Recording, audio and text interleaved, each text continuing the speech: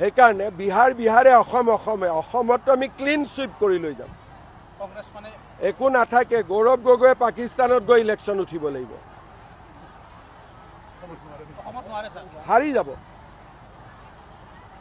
হাৰিয়ে যাব 100%।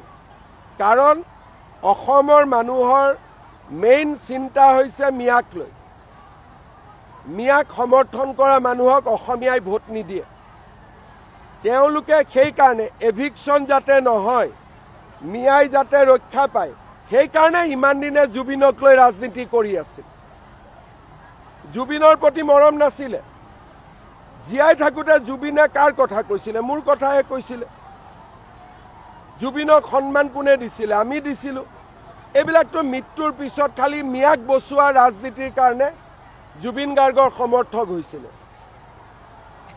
আচল জুবিন গাৰ্গৰ সমৰ্থক অসমীয়া মানুহখিনি। লাহে লাহে প্ৰমাণ হৈ আছে। কোনোবা মিয়াৰ জলচাত জুবিনৰ ফটো দেখিছে নেকি? কোনোবা মিয়াৰ ধৰ্মসভাত জুবিনৰ ফটো দেখিছে নেকি? আমাৰ মন্দিৰত জুবিনৰ ফটো আহিছে। কোনোবা মছজিদত জুবিনৰ ফটো দেখিছে নেকি? মিয়াৰ মছজিদত আমি ৰাসত শ্ৰদ্ধাঞ্জলি জনাইছোঁ, পূজাত জনাইছোঁ। এতিয়া 21 ডিচেম্বৰ নেকি গৌৰীপুৰত মিয়াৰ এখন বহুত ডাঙৰ ইজতেমা হ'ব। মই ভিডিঅ' লগাব কৈছোঁ, জুবিনৰ ফটো লগাব নে নলগায়। গতিকে এইবিলাক আমাৰ লগত যুঁজি লাভ নাই। আমি বগাক বগা, কলাক কলা বুলি কোৱাৰ আমাৰ সাহস আছে।